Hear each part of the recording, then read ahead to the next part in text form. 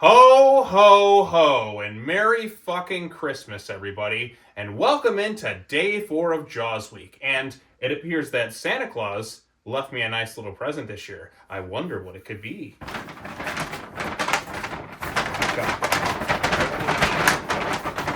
Oh, no way! One of the dumbest movies ever made in 4K! This is always what I wanted, Santa! Thank you! Jaws, the Revenge. This time, it's personal. Now wait a minute. I thought sharks didn't take things personally.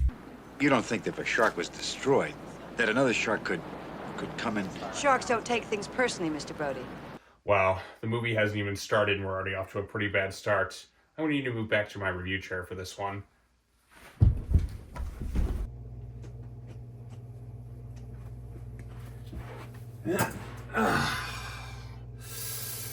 Oh boy, Jaws the Revenge. Widely considered one of the worst movies of all time. But you know what? I love the hell out of this movie. It's so terrible, but it's just so damn funny. Released in 1987 and directed by Joseph Sargent, Jaws the Revenge, as of right now, is the fourth and still final entry in the Jaws franchise. The movie acts as more of a direct sequel to Jaws 2 and ignores the events of Jaws 3D and once again takes place in Amity Island. Widely regarded as one of the worst movies ever made, Jaws the Revenge was panned at the time of its release and was easily the lowest grossing entry in the franchise, just barely breaking even at the box office. How could a movie sequel to one of the greatest movies of all time be so incredibly low in quality? The answer is a simple one. They did not give a shit. They had all the resources to make something great, but instead they shoved out this cynical cash grab of a movie in order to make a quick buck with one of the most ridiculous plots ever put to film. So brace yourself, everyone, because it's now time to dive into Jaws the Revenge. So as the movie begins, we start with the POV of the shark, stuff we've seen before, although at one point the camera surfaces implying that the shark is swimming around with its head above water, which, to be fair, the shark kind of does a lot of in this movie. We also get our first taste of the score, which was done by Michael Small, and it's actually quite solid, incorporating the classic John Williams music, but also adding onto it. When it comes to all the Jaws movies, the most consistently good thing about them is that all the scores are pretty solid. After the credits, we catch back up with the Brody family once again, where we see it's now Christmas time in Amity. Which does in fact make Jaws the Revenge a Christmas movie, so the Santa hat I'm wearing for this video is totally 100% appropriate.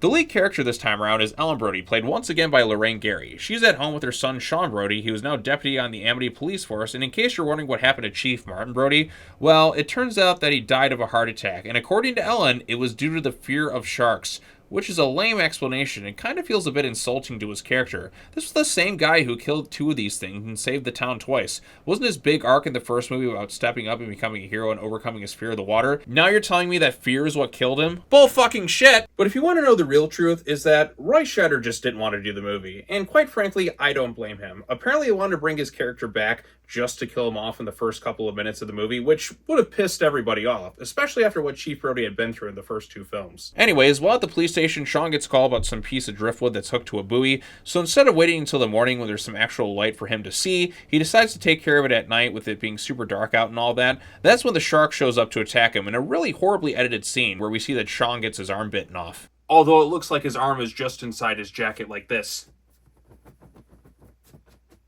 So Sean gets killed, and then we get the arrival of Michael Brody, played this time by Lance Guest, alongside his wife Carla, played by Karen Young, and their daughter Thea, played by Judith Barcy, shortly before her unfortunate passing in real life. Once they arrive, Mike then goes to comfort his mom, and that's when this movie starts to take a bit of a turn for the ridiculous. It came for him. What? It waited all this time, and it came for him.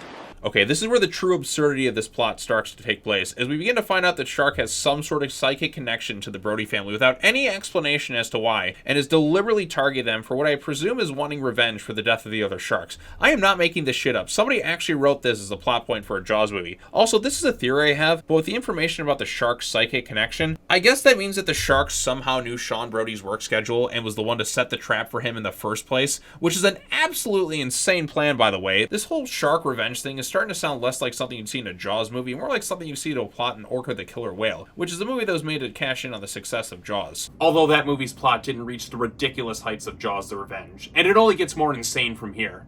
So with Ellen in the state of depression after losing her son and husband, Mike convinces her to come down to the Bahamas with them to spend Christmas. On the flight down, we're then introduced to one of the highlights of the movie, Michael Caine, who plays a pilot named Hoagie and also acts as Ellen's love interest, in a role where he couldn't accept his Oscar he won due to filming commitments for this movie. But don't feel bad for the guy, as his work on Jaws 4 gave us this awesome moment. Someone said to me, I saw that Jaws 4.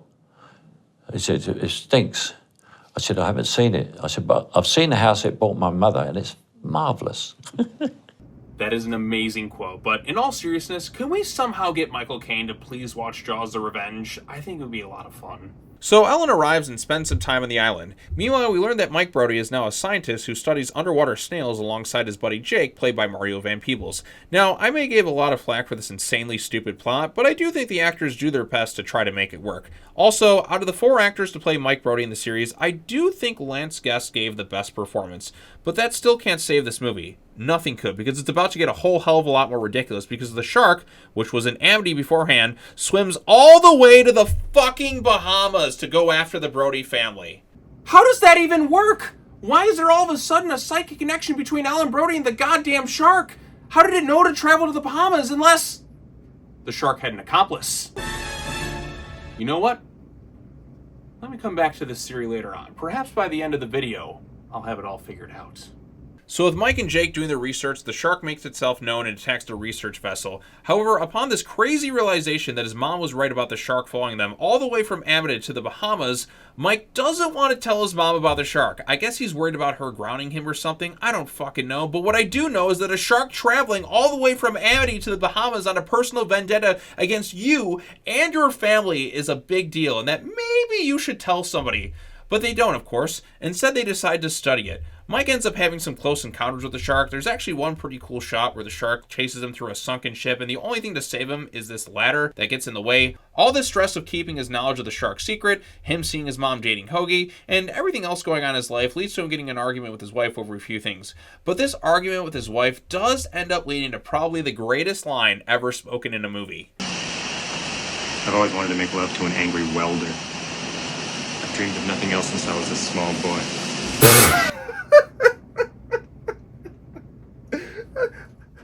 I'm sorry, but this line always just makes me laugh. It's just such a weirdly specific thing to say.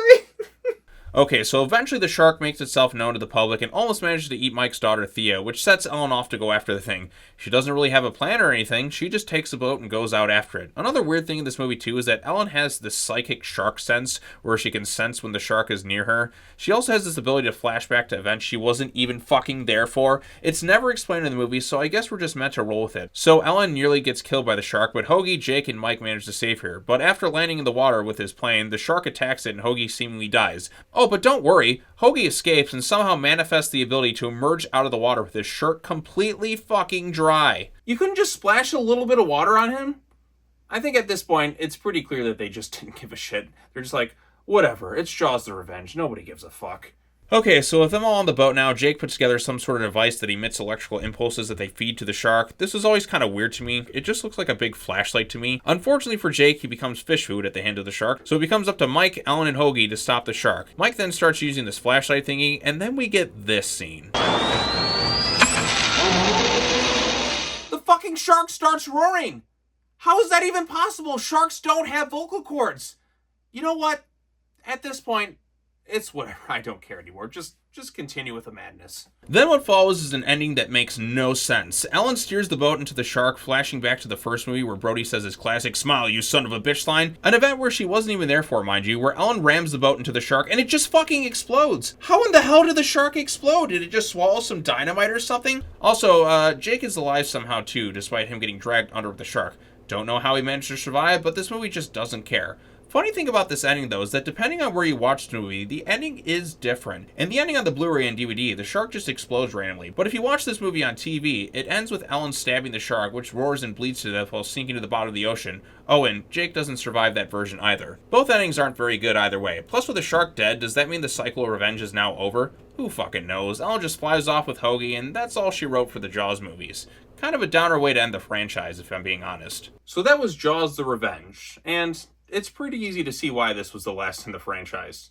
Jaws the Revenge is a pretty bad movie. The story is absolutely ridiculous. There are so many glaring issues with the plot. So many things don't make much sense. The editing isn't very good. The idea of a shark all of a sudden having a psychic connection to the Brody family and wanting revenge by traveling to Bahamas is one of the dumbest plot ideas I've ever seen. It does things that irritate me by having Chief Brody die as a result of being fearful of the sharks, despite killing 2 of them in Jaws 1 and Jaws 2. Feels like an insult to one of my all-time favorite movie characters. This whole revenge thing in general with the shark is kind of lame too, and doesn't make much sense with how the shark is going about doing it. The shark will have plenty of opportunities to kill these people, but it doesn't. For instance, there's the part where Ellen is on the ferry with her family. Why doesn't the shark start attacking them? There's the last of the Brody family right there. You can get your revenge and finish this off and save us a whole hour left. Why not attack them now? There's also some dumb stuff that wastes time, like when Ellen has a dream sequence of her getting attacked by the shark. We know she's not going to go in the water like this, because she knows the shark's out there and she's fearful for it. This just wastes time. This might also be the first movie I can think of that has a case of member berries. It will have scenes straight up taken from the original where they go, hey, remember that scene between Sean and Brody at the dinner table? Well, let's just do the same thing again. We can play on the audience's fond memories of the first movie in order to manipulate them into liking this one. From what I gather, the movie had a very rushed production alongside some script changes to it, and you can tell. While I do appreciate some of the practical effects, there's a lot that don't look all that great. Plus, by this point, the appearance of the shark just feels sort of underwhelming, compared to when it used to feel a lot more intense and terrifying. As for the cast, I like Lance Guest, and I like Michael Caine in it. Mario Van Peebles is okay, but Lorraine Gary isn't at her best here. She was a lot better in the first 2 movies.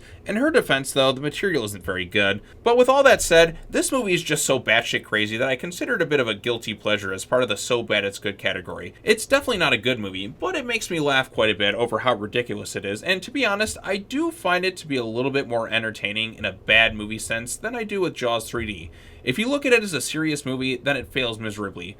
But if you want to have a good laugh at a bad movie, then there's plenty of laughs to be had here. It just kind of sucks that this is the last movie in the franchise and that they never really did make a Jaws 5.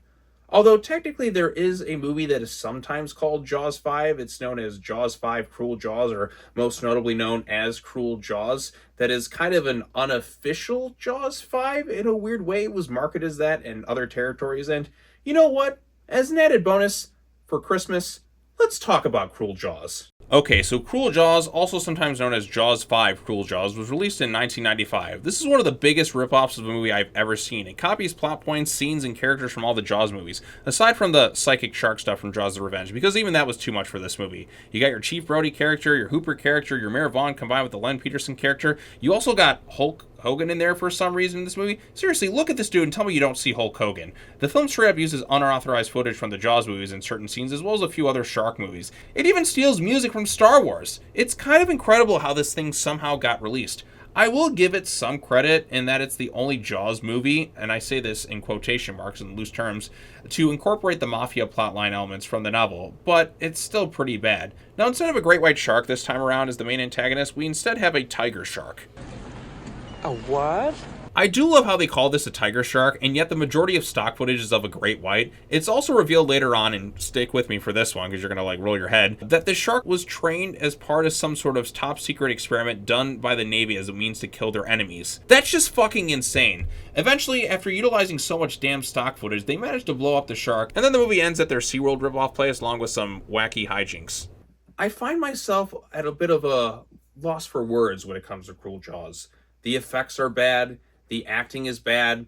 It rips off so much from Jaws, and yet I found myself laughing quite a bit at how truly terrible this movie was. If you're someone who's into so bad it's good movies, then you might find some entertainment value in movies like Jaws the Revenge as well as Cruel Jaws. They're both pretty bad movies that fail to capture what made the original Jaws such a great film in the first place. Now, as bad as these movies get, and as much as the Jaws franchise continued to decline in quality over the years, I am shocked that Universal hasn't attempted to revive the franchise in some way. I would genuinely love to see a Jaws 5 someday, mostly because I want the series to end on a bit of a better note. Jaws deserves better, and I think it can be done well, as long as you have the right creative people involved. Will it ever happen? Who knows, but until then, I'll remain hopeful. Alright, before we wrap this thing up, I want to go back to the theory I had earlier regarding Jaws the Revenge. I believe that this shark had an accomplice in its crimes, and I know who it was. The shark's accomplice was none other than Carla Brody! That's right, she did it. I know it sounds crazy, but it's the truth. And let me tell you why. It goes all the way back to the death of Chief Brody. It wasn't a heart attack, and it wasn't the fear of sharks that killed him. I mean, think about it. Why would he die of fear when he's one of the bravest men you'll ever meet? It was Carla Brody. But why would she do such a thing? The truth is that her and Chief Brody were secretly having an affair for several years, as evidenced by these photographs. However, Chief Brody threatened to end things after finding out a shocking truth. For years, Carla and Chief Brody had fun behind their spouses' backs.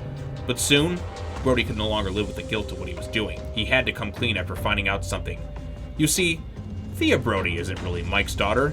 She's actually his sister! She's really Chief Brody's daughter! Carla couldn't allow anyone to know the real truth about her affair, so she did what she had to do. She poisoned Chief Brody, but made it look like a heart attack to everybody else. Now at this point you might be asking yourself, what about the medical examiner? Wouldn't he be able to know the difference between being poisoned and having a heart attack? We've seen before how unreliable the medical examiner in Amity can be.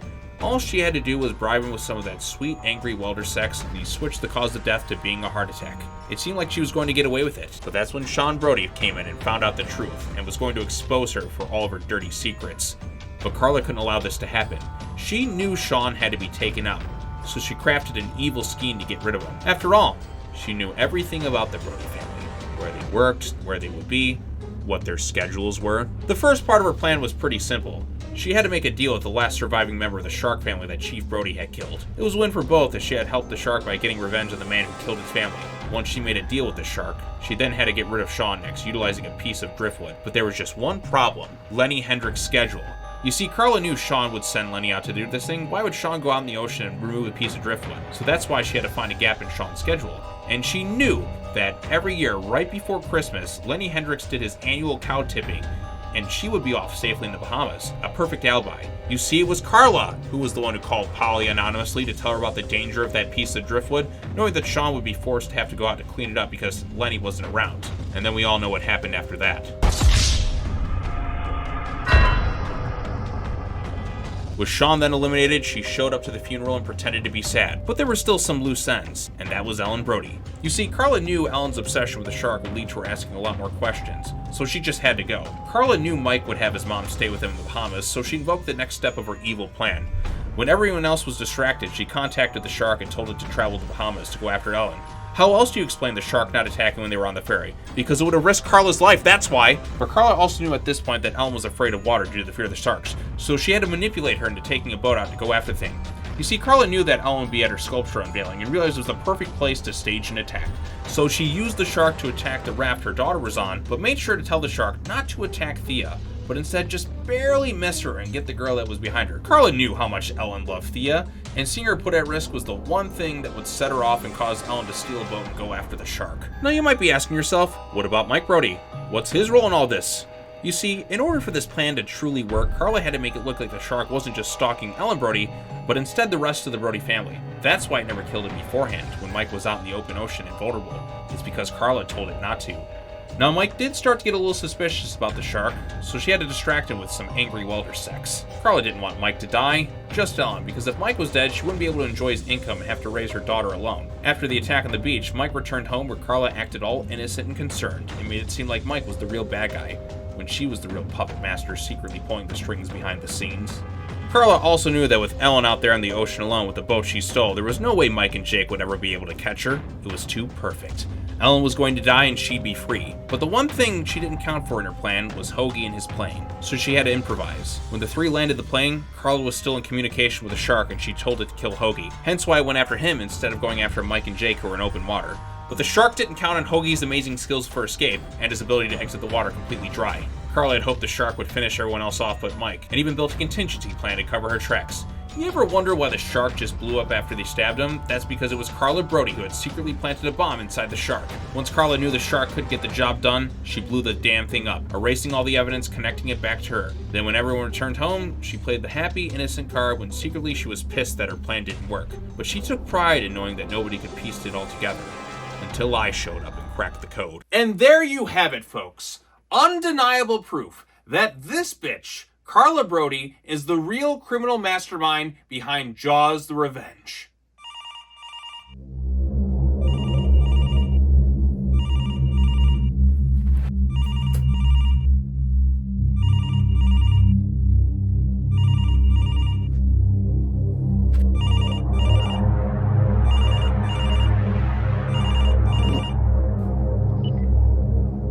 Hello? So you figured it out. Carla Brody. I knew it was you! You psychotic bitch. Now everybody else knows the truth. I'll have you know that the last shot who found out about me wound up dead. Looks like history's gonna repeat itself. It might have. Although I did put a tracer on this call and sent your location to the FBI. Wait, what? Nice talking to you, Carla. FBI, open up! Oh, God! No! This isn't over, Sean! You won't survive the rest of Joe's week! I will take my revenge! Wait, please don't kill me! I can promise you, angry welder said...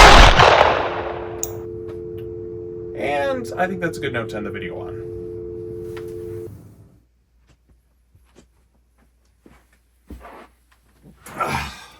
Well, that was fun. I solved a near 40-year-old cold case, and I got to conclude talking about the Jaws movies. Now, before I wrap this up, I do want to ask you all in the comment section down below, what do you think of Jaws the Revenge? And even Cruel Jaws if you've seen it. Do you think they're the worst movies of all time? Are they guilty pleasures for you? Let me know your thoughts in the comment section down below. And be sure to come back tomorrow as we take a look at the Jaws novels for the 5th day of Jaws week. Thank you all so much for watching this video. As always, take care now. Bye-bye then, and I will see you all in the next video. Peace out. Oh, and Merry Christmas too.